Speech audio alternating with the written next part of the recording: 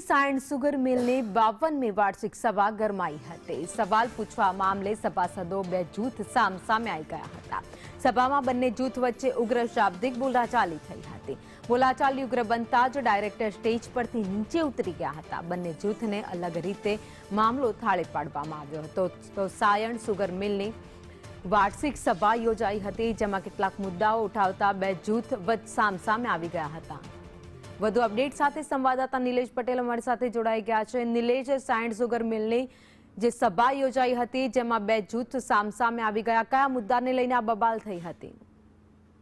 જે ચોક્કસથી ભાઈ, આજે સાયન્સ સુગર મિલની 52મી વાર્ષિક સભા સુગરમાં યોજાઈ હતી। જે મામલે સવાલ જવાબનો માળો સભાસદો દ્વારા કરવામાં આવ્યો હતો, કારણ કે જે સુગર મિલ શેરડીના ભાવ હોય કે અન્ય જે મુદ્દાઓ છે એ મુદ્દાઓ પર ચર્ચા કરવામાં આવી રહી હતી, પરંતુ સભામાં બે સભાસદોના ગ્રુપો સામસામે આવી ગયા હતા અને સમગ્ર મામલે સભામાં હોબાળો મચાવ્યો હતો।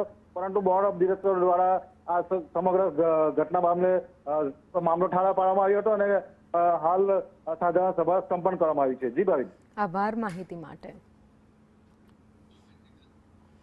તો સભાસદોની બેઠક યોજાઈ હતી। કેટલાક મુદ્દા છે તેનું નિરાકરણ લાવવા માટે આ સભાસદોની બેઠક યોજાતી હોય છે, પરંતુ આ વખતની આ સાધારણ સભા હતી એ કંઈક ઉગ્ર બની ગઈ હતી। બે જૂથ હતા એ સામસામે આવી ગયા હતા।